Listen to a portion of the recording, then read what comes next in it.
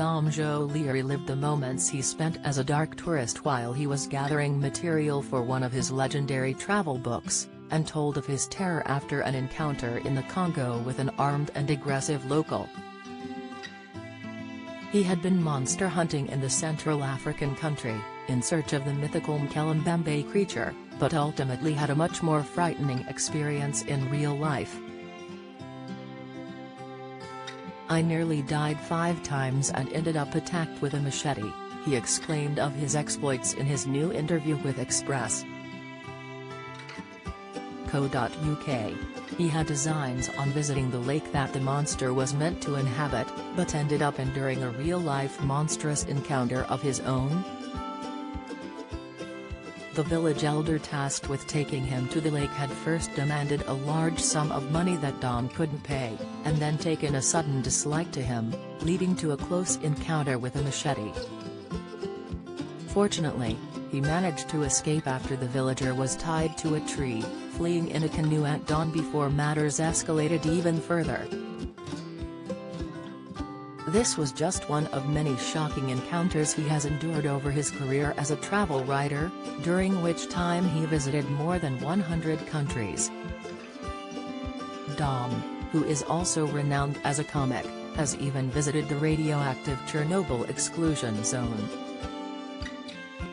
However, his latest book will focus less on dark tourism and more on the crazy world of conspiracy theories. In a world increasingly filled with anti-vaxxers and flat-earthers, he set out to explore the truth behind some of the most popular, and, of course, wackiest, theories out there. "I've met way too many anti-vaxxers for my liking," he shuddered. However, conspiracy theories have become part of the mainstream, and I thought rather than bash them, I'd meet up with some of them. He spent a night at the Camelot Castle in Tintagel, Cornwall, which he says is run by a conspiracy theorist, and exclaimed, "It's all the conspiracies you can think of under one roof. No one there has been vaccinated."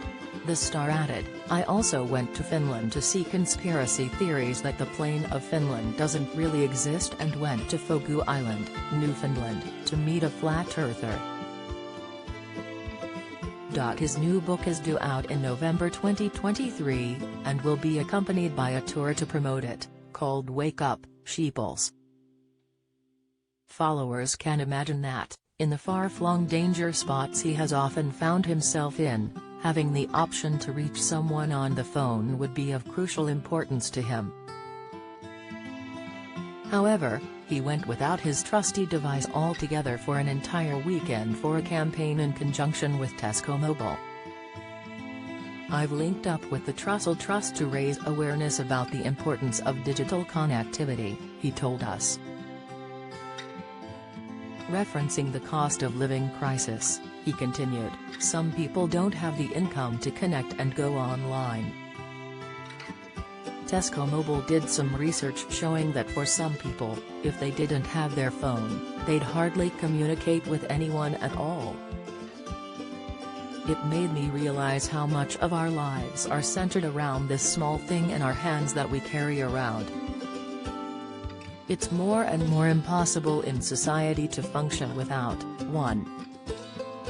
Tesco Mobile is distributing data through the Trussell Trust's network of food banks as part of its Little Helps Data Bank, and aims to connect 50,000 people facing financial hardship by 2025.